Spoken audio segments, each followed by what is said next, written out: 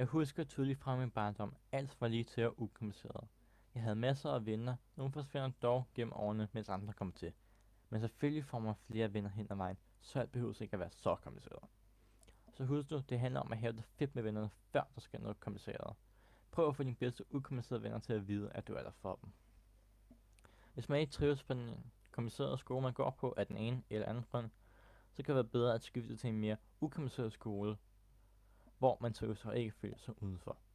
Jeg husker min ukomplicerede familie og alle deres ukomplicerede råd og tips, alt lige fra husholdningstricks til sundhedstips. Man ved, man har et ukompliceret forhold til sin familie, når man kan se alt til dem. Hurra for det. Noget, der kan gøre noget mindre kompliceret for en, er at tænke på noget sjovt. At huske de huse og minder, man har haft fra ens barndomssted. At huske på det hele og grine af alt det, man har lavet gennem sit liv, gør livet ukompliceret. Heldigvis husker jeg bare, at jeg har haft en federe ukompliceret barndom, også selvom alt ikke har været ukompliceret eller sjovt. Ja, det er jo blot livet. Det ukomplicerede mødes med det komplicerede.